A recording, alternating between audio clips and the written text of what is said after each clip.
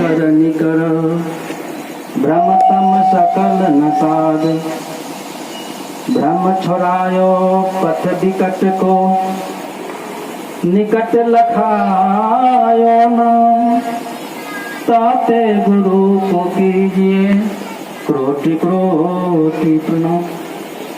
प्रातः स्मरणीय सदगुरु सत्य कबीर साहब जो मंच पर बैठे, परम पूज्य गुरुदेव पंडौल हजूर साहब जो जजवार से आए हुए, महंत पंडित रीतिलाल साहब जो मुजफ्फरपुर जिला से चलकर ग्राम जोकी रतनपुर के में निवास करने वाले महात्मा परम पूज्य गुरुदेव राम बहादुर साहब जो बागबाजा से आए हुए, बिंदेश्वर साहब जो, और इस सत्संग में आए हुए सत्संग प्रेमियों, धर्मशील माता एवं बहनों, आज जो सत्संग का कार्यक्रम रखा गया है, इसका विषय है हम लोग सदियों से इसे छठिहार कहते हैं। छठिहार है क्या, इसी पर हम चर्चा करने जा रहे हैं। विजट में आया है, जहिया जन्म मुकुता हता, तहिया हता न कोई, छठी तुम्हारी हो जगा, तब तू कहाँ चला बिगोए। यह बीजक का प्रमाण है।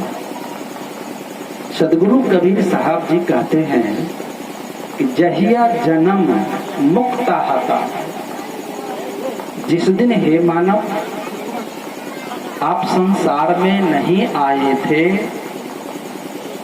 संसार से आपका कोई रिश्ता नहीं बना था, संसार से कोई संबंध नहीं बना था, उस दिन ये जीवात्मा कहाँ थी।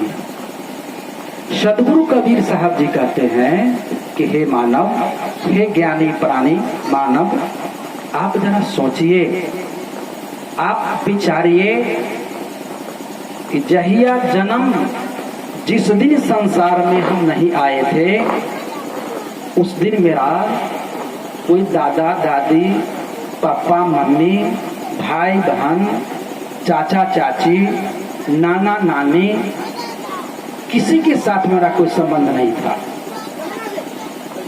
और जैसे ही हम संसार में आ जाते हैं तो नाना प्रकार के संबंध, नाना प्रकार के रिश्तेदारी हमें हो जाता है। सदगुरु कबीर साहब जी कहते हैं कि जहिया जन्म मुक्ता हता, तहिया हता न कोई। उस दिन हमारा कोई होता नहीं। एक बात हम लोग जान लेंगे, छठिहार का मतलब होता है इस मानव को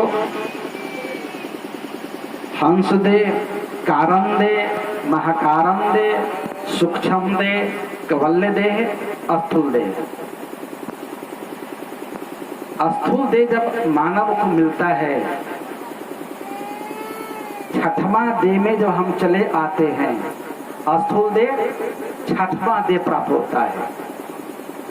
जिस दिन हम माँ के गर्भ में स्थूल देह में चले आते हैं, सदगुरु कहते हैं कि छठिहार तुम्हारा उसी दिन हो जाता है जिस दिन आप माँ के गर्भ में चले आते हो। ये जीवात्मा जब 5 को शरीर को धारण किया था, हंस दे, कारण दे, महाकारण दे, सूक्ष्म दे, कवल्य दे, उस दिन किसी से किसी का रिश्ता, कोई संबंध नहीं था इस जीवात्मा को। लेकिन जब ये जीवात्मा संसार में स्थूल देह के रूप पकड़कर जब चला आता है, तो उस दिन इसका संबंध नाना प्रकार के लोगों के साथ हो जाता है। सदगुरु कबीर साहब कहते हैं कि भाई छठियार हम लोग नहीं मनाते, हम लोग जन्म उत्सव मनाते हैं। हम लोग छठियार नहीं कहेंगे, क्योंकि छठियार तो हमारा तब ही हो चुका है जब हम स्थूल देह में चले आते हैं। छठियार उसी दिन हमारा हो जाता है, छठियार बाकी नहीं। हम लोग जन्म उत्सव मनाते हैं। आज राकेश कुमार जन्म उत्सव मनाता है, किसका? अपने बेटा के जन्म के अवसर पर। सदगुरु कहते हैं कि जहिया जन्म मुक्ता हता तहिया हता न कोई, छठी तुम्हारी हो जगा। हे मानव, छठियार तो आपका उसी दिन हो गया जिस दिन ये जीवात्मा को स्थूल देह प्राप्त हो गया। अब छठियार बाकी नहीं है। क्या छठियार करते हैं? हम लोग जन्म उत्सव मनाते हैं। साहब जी कहते हैं कि जहिया जन्म मुक्ता हता तहिया हता ना कोई, छठी तुम्हारी हो जाएगा तब तू कहाँ रहती हो। सदगुरु कहते हैं कि हे मानव, इस संसार में जब आए तो आपका रिश्ता, आपका संबंध तमाम लोगों के साथ जुड़ जाता है। इस 84 लाख योनि में ये जीवात्मा भ्रमण करते करते करते करते कभी बैल, कभी चींटी, कभी पशु इत्यादि योनियों में आत्मा भ्रमण करता है। जितने 84 लाख योनि है, सभी जीवों के अंदर एक ही रूह है, एक ही आत्मा है, एक ही सोल है। कर्म के अनुसार उसे अलग अलग खोल मिल गया है, बडी मिल गया है। जैसे बाजार में देखते हैं रजाई बिकता रहता है,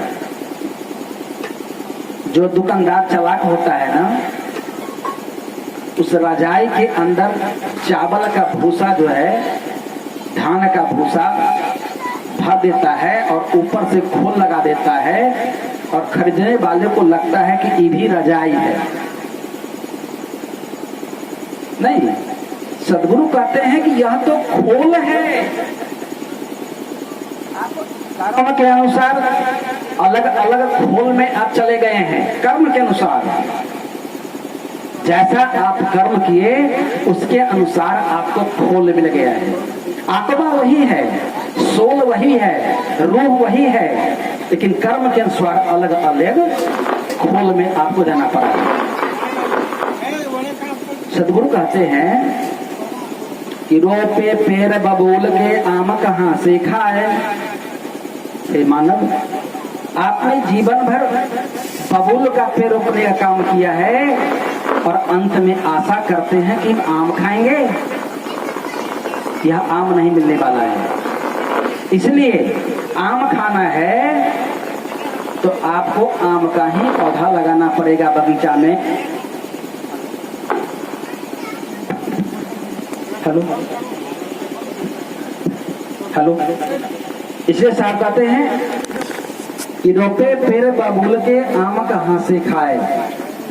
और सदगुरु कहते हैं कि आप जैसा कर्म करेंगे उस कर्म के मुताबिक आपको इस संसार में आना और जाना जो क्रिया लगा है, ये तब तक नहीं छूटेगा जब तक हम सच्चे शब्द का राही नहीं बनेंगे।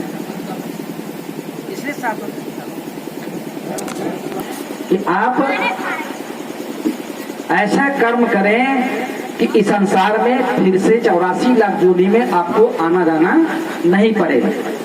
एक बार एक व्यक्ति नेपाल जा रहा था। जब रास्ते में जा रहा था, बैसाख का महीना था, करीब धूप थी, तो जाने के क्रम में एक देवी से मुलाकात हो गया।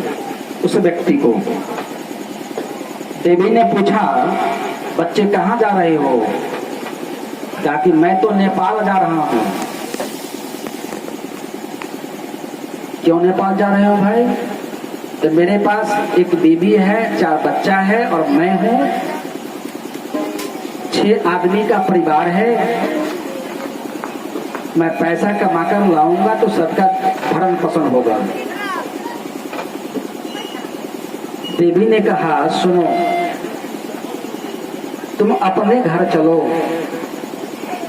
तो जो जो मांगोगे सब तुमको पूरा हो जाएगा, लेकिन शर्त एक तो रहेगा। हेलो, शर्त एक रहेगा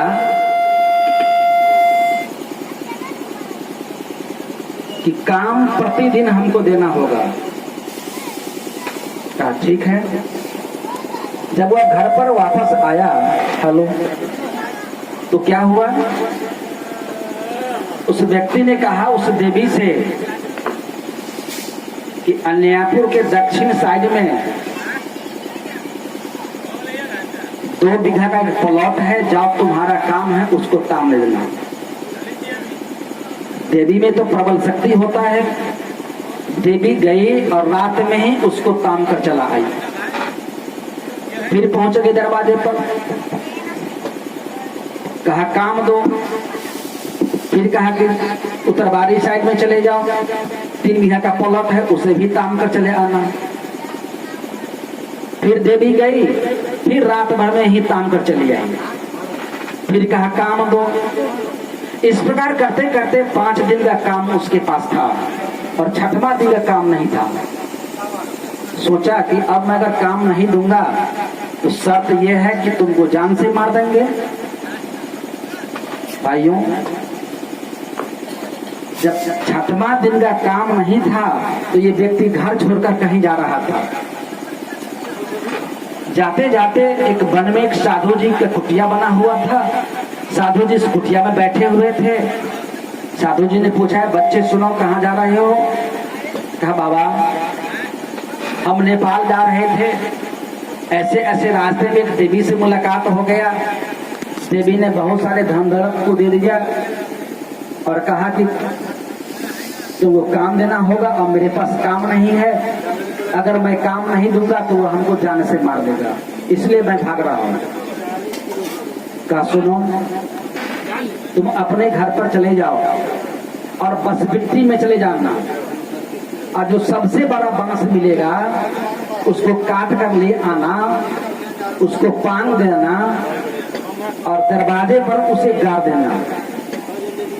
और देवी से कहना कि ऐ देवी, आज से तुम्हारा काम है, इस पर चढ़ो उतरो, चढ़ो उतरो, चढ़ो उतरो। 4-5 दिन के बाद देवी सोची कि ओह, लगता है कि काम हमारे जीवन में समाप्त नहीं होने वाला है। कि चढ़ना उतरना जो काम है,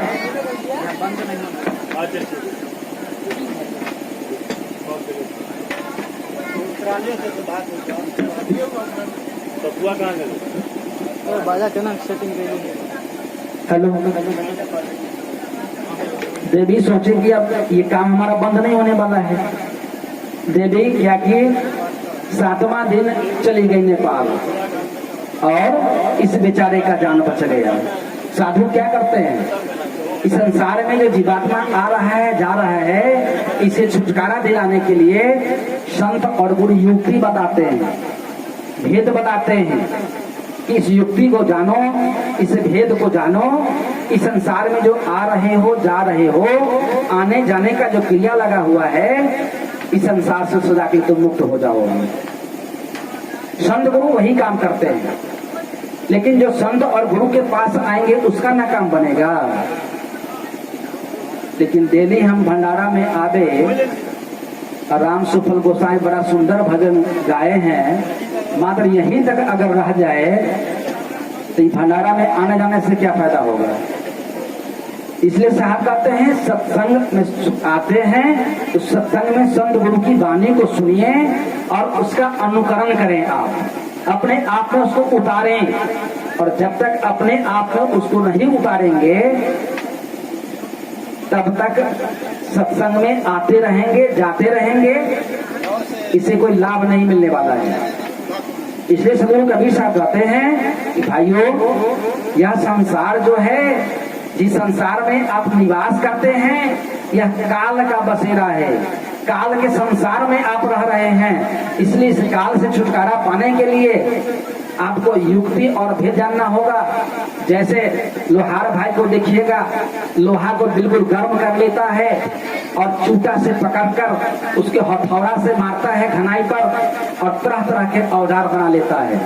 ठीक उसी प्रकार इस संसार से आवागमन जो लगा हुआ है, इस संसार से छुटकारा पाने के लिए संत और गुरु क्या करते हैं, इस संसार से आने जाने के चक्र से छुटकारा दिलाने के लिए गुरु क्या करते हैं, नाम रूपी जड़ी देते हैं। और जब नाम रूपी जड़ी आप ले लेंगे और उसे जब पान करेंगे, आप उसे सुमरन भजन करेंगे, आप भक्ति करेंगे आप, तो इस संसार के आवागमन से आपका छुटकारा हो जाएगा। इसलिए तुलसी बाबा ने भी लिखा है कि कलयुग केवल नाम आधारा, सुमरी सुमरी नर उतरहु पारा। सतयुग द्वापर लोग कहते हैं इस सब में पूजा पाठ यज्ञ जप तप व्रत नियम करना था, लेकिन रामचरितमानस के मुताबिक इस कलयुग में पूजा पाठ नियम व्रत जग जाप करने की बात रामचरितमानस के अंदर नहीं किया गया है। कलयुग केवल नाम आधारा, सुमरी सुमरी नर उतरहु पारा। कहाँ लिखा गया है कि कलयुग केवल पूजा आधारा है? क्या पूरे रामचरितमानस के अंदर कहीं पूजा पाठ जग जाप तप नियम व्रत के बारे में अक्षर लिखा हो तो मैं रामायण जानने वाले भाई से आग्रह करता हूँ कि जरा मुझे दिखाइए कहाँ लिखा हो।